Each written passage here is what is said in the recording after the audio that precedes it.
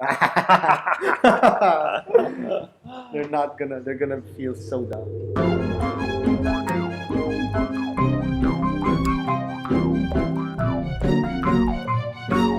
Hello, everybody, and welcome to the Filipino Freethinkers podcast. That's also a video. I'm Red, I'm John. and today we are talking about something that a lot of people have been talking about: our new president, Duterte. Like, a lot of people are happy with him. Like, his trust ratings are very high, like the second survey that they did. But a lot are, of course, not happy, particularly with the extrajudicial killings that have been on the rise, like since he became president.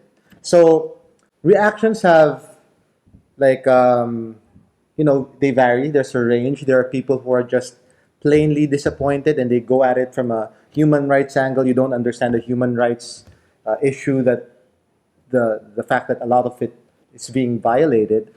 But there are those who, on the extreme end, they go as far as insulting the people who support Duterte for the extrajudicial killings. Calling them murderers. The blood is in your on your hands. So that's what we're going to talk about today: how to respond to all of this. One of the most vocal critics of Duterte and the extrajudicial killings is Carlos Eldran, our common friend. And what happened to him? Well, first of all, I'd say that we're still lucky that we live in a country where free speech is valued, and I think Carlos Sildran has every right to say what he's saying in whatever manner he's saying.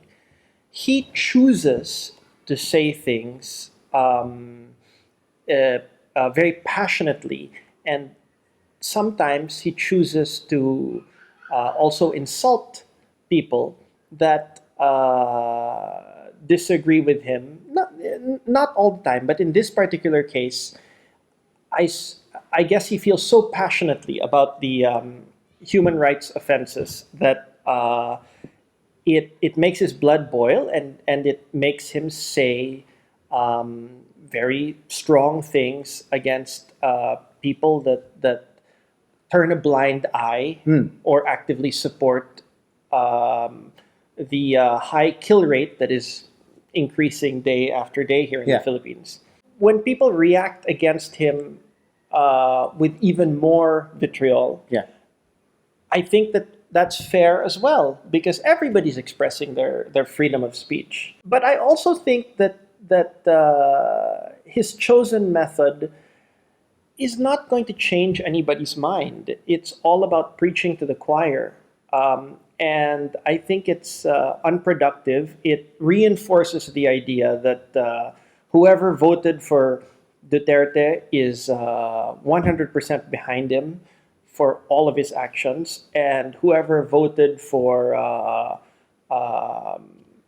mainly Mar, the yellow army, so to speak, Yeah. would be 100% against him. And number one, I think that that's not true. Yeah. And number two, it creates walls that is just not productive for any of us to move forward, and for any of us to to to accomplish anything, or to try and change anything, especially because I think this administration and this presidency is actually a little bit more sensitive to criticism in a good way than previous administrations. Um, the great challenge with this current president is that, my gosh, he says whatever about anything, Yeah. and the defense is always, well, I was joking about that. Yeah. And honestly, it's hard to tell what's a joke and what's Yeah. not a joke. And in a way, it's a good defense for him, because he can deny anything. But the beauty about this is that it seems that he does change his mind about things. For example, the non-appointment of Vice President Lenny Robredo to his cabinet. As we know, before the election, he was all about unity, and I'll work with whoever. And then after it became clear that Lenny Robredo won, his statement was, "I'm not going to appoint her to anything because it will hurt the feelings of my friend Bongbong Marcos." And then He changed his mind. then he changed his mind and gave her a perfectly acceptable position. So let's focus though on how people have been conversing on this. I think the key idea here is the argument. For some people, argument means fighting. Like you're having an argument, you're fighting, and for other people, argument is a good thing. You put forward It could be your a discussion. Yeah, it's a discussion. You put forward your arguments that are not necessarily aggressive, and then you see like which side has the better evidence, the better arguments, and then ideally both sides learn from each other, and then out of this conflict there's a synthesis. There's a thesis, antithesis, and there's the synthesis that comes out from that argument. That's the ideal, but we don't live in an ideal world. So sometimes it can be throwing insults at each other instead of like calm, measured facts and ideas, and nobody's the better for it. More than talking about the Duterte presidency, I want to talk about the two camps that are arguing outside of the ring.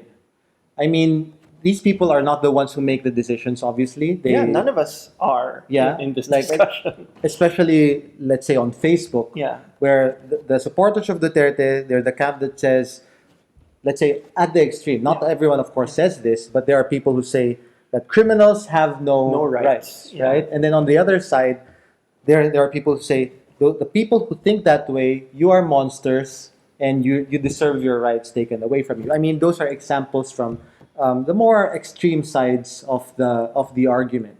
And I think what I want to point out is that the nuance is lost. Like generalizations are being thrown around. Like a person is just their opinion on Duterte's human rights stance, right? Or a person is just their support for Mar. Like there's nothing else. Like people do not see that individuals are also good friends, good fathers and mothers and sisters and brothers. That kind of thing. They can be good in some areas of their lives, right? They can have good opinions on some areas. Differing opinions or bad opinions even on others, and it's just unfair to make blanket declarations on someone just because of their opinion on one thing, right? Like. Someone is not just their race or gender. There are so many parts of us, facets of human beings, that to declare someone like either bad or good is overly simplistic, and it misses a lot of the nuance that is in real life. Some relatives in particular come to mind. These are people who have been hurt by drugs or hurt by relatives who've taken drugs. Or rape victims even, or families of... they're all for this. They like what's happening. They think that these people have it coming to them. Yeah. I feel like there's a lot to be gained by trying to understand where other people come from. Yeah. And if you want to have a direct dialogue with them, it's much more constructive to approach them, letting them know that you're really trying to understand their side. And then you can present seek to understand before their side. Understood. Then you can present your counterpoints and bring in other ideas. And maybe you're not going to change their mind right away, but it's enough to get a conversation going, just so that you guys, at the very least, don't hate each other. Yeah, I mean, just to get it on the record, I do believe that what's happening in the country, all of the extrajudicial killings are wrong. Criminals, suspected criminals, like every individual has that basic human dignity that affords them human rights. And it's wrong when people say that the rapists, even the worst criminals, like have these human rights violations coming to them. I disagree with that completely. And I want to convince others of this fact. Well, this is a multifaceted issue, or rather there are multiple issues here. That is one very real issue. The the rights of the criminal, especially the fact that a snatcher is death the appropriate punishment Yeah, is it for the commensurate, snatcher? you know? And then Yeah. a completely separate issue from this, which I'm sure we all agree with as well, is that we have no proof that any of these people that are accused of what they accused of their crimes Yeah. are guilty, because we just find them with a cardboard sign. Yeah, it's a witch hunt. Yeah. And But it's, but anybody could be accused of anything, killed and marked. Yeah. So those are two issues out there, but very similar to the to what's happening in the United States. In some places, to some people, there's this fear that what happens if you are arrested? How do you prevent yourself from being killed in jail? Yeah. And if you're picked up in the wrong place, you're wearing the wrong clothes, you don't have the proper contacts. Yeah.